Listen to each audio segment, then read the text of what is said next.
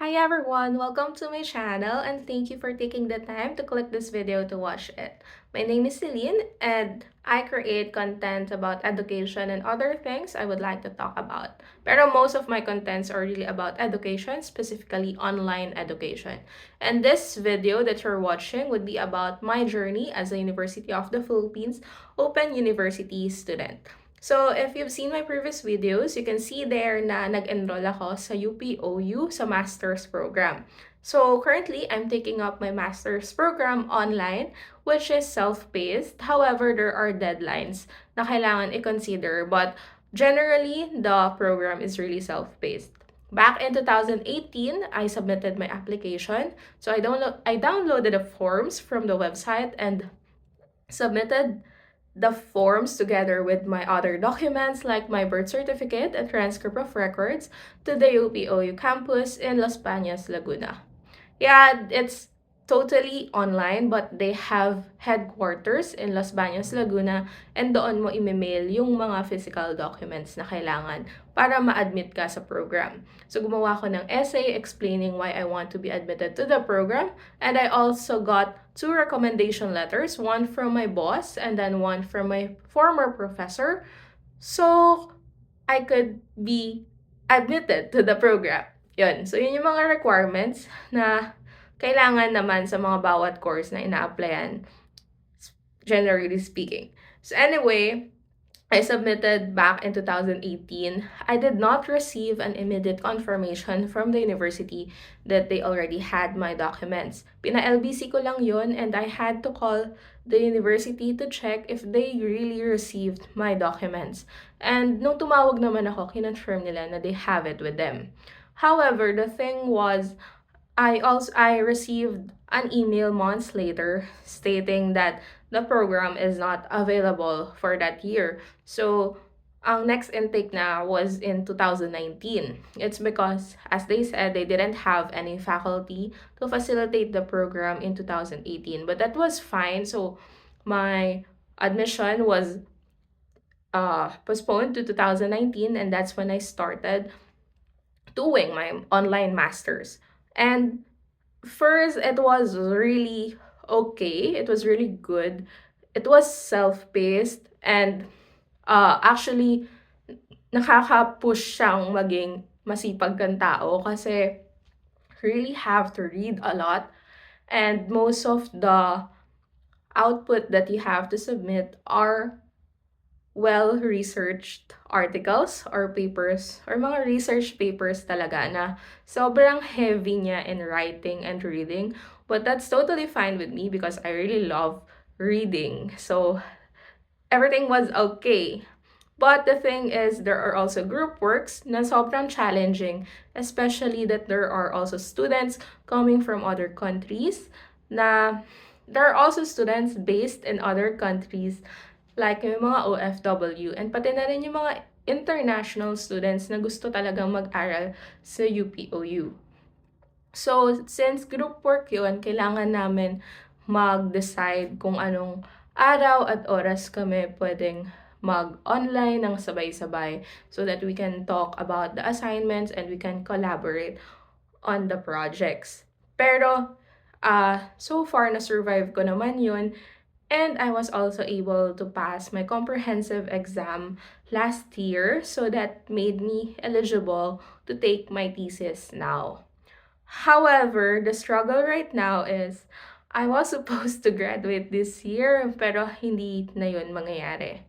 It's actually hard to do the thesis, and I think the hardship or the difficulty is largely attributed to the program being an online program. So, dito ko na talaga nakita yung challenges since mahirap magpa-approve ng thesis sa professors. And even in a face-to-face setup naman, it's actually hard to have your thesis approved because definitely there would be panels and there would be advisors, professors who would really critique your work and they would say, what they think is best and maybe that's not something they found in your thesis proposal. So, kailangan mong mag-revise na mag-revise. And, yun na nga, the thing is, if it's face-to-face, you can just talk to your professors. You can just go to them when you see them at school, or you know where their faculty room is, so pwede nyo naman silang puntahan agad. But the thing with this online program, hindi kami agad nakaka-receive ng response from our thesis committee. So what happened was each student was given a list of professors and kami mamimili kung sino yung gusto namin sa committee. Siyempre, every professor has an expertise and i-base namin yung pagpili ng committee sa expertise nila in relation to our chosen thesis topic. And yun, since we've created this committee, we've submitted them to the chair for approval, and most of us naman got the approval for the said thesis committee. However, when we were already submitting our thesis proposals, asking for recommendations, for suggestions, we're not immediately able to get their response. And many of us hindi rin talaga nakakuha ng response, and that also includes me. But this is not to demonize or complain about the system, but it's just that this is the chosen system that this is the system that I chose to be in.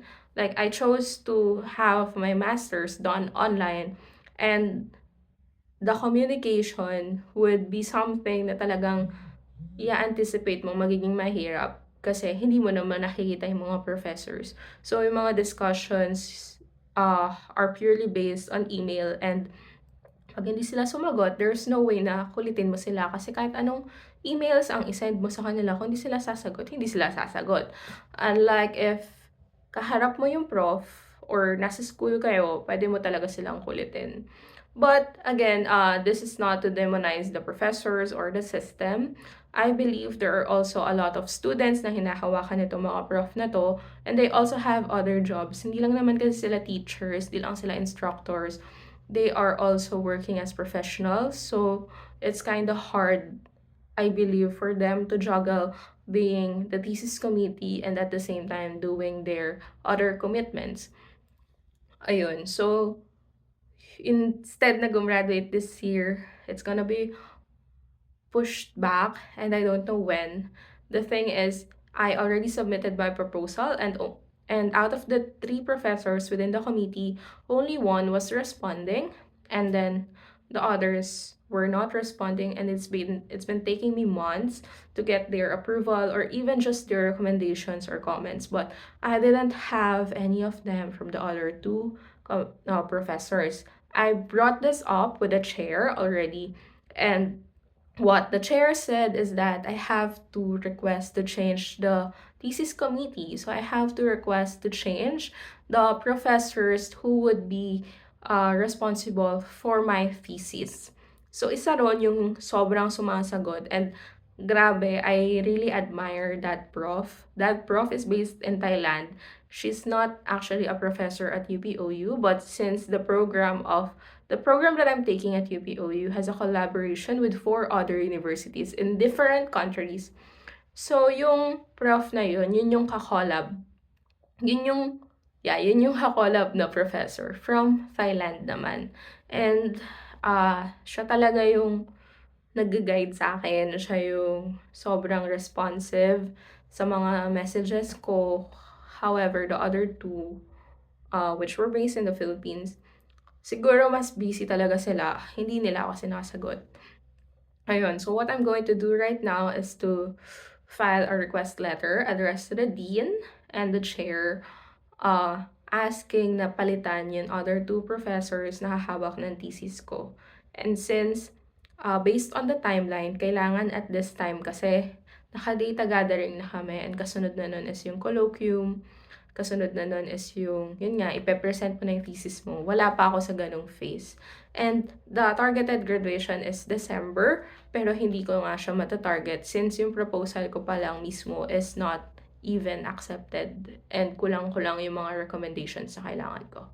So yun, ang dami kong kwento. Pero I just really wanted to create an update about it since I think that based on my previous videos, I could be judged as bias. But yeah, obviously I have my bias for UPOU and other online universities since they really help people a lot, especially those who cannot go to a physical school, and especially those who are based abroad na gusto talaga magtapos ng college or ng master's or ng doctorate. And also the affordability of these, specifically the public universities na online. Sobrang affordable niya kasi like in my case, ang binabayad ko lang that time was around 20,000 pesos a year. And max na yun. Usually, mas mababa pa ron. So, yun. Sobrang affordable niya, especially if you're working. Talagang kayang-kaya mo. Whereas, yung mga private universities, syempre mas mahal. And also, when it comes to online, hindi mo kailangan mag-commute, hindi mo kailangan pumasok sa school. So, you don't have to spend on transportation and even baon for food. Ayun. And also you can do it while you're on break from work or bago kayo matulog, ganun. Wala kayong hinahabol na klase, hindi kayo malilate, ganun. So yun, anyway, thank you for taking the time to watch and listen to me. If you have questions, you can just comment them on the comment section below. And just a disclaimer, I am not against UPOU. I am just saying that if you choose this path, if you choose this kind of education system, uh, be prepared for the challenges as well. But definitely, every challenge naman is workable and kailangan lang talagang uh, alam mo yung purpose mo kung bakit ka pumasok sa program na yun. And in my case, hindi ko talaga kayang mag-physical school, especially at that time when I started it. Kaya talagang kahit alam kong may problems naman and expected challenges sa online education, I still go for this, and this is what I still want to advocate to people, especially yung mga taong laging may excuses but hindi sila makagraduate, hindi sila makapagtapos ng studies because they're busy, because they have their own families, because they're working. I don't know what their reasons are, but online education is still one of the best tools to expand our knowledge and be educated. Yan. Thank you. Bye.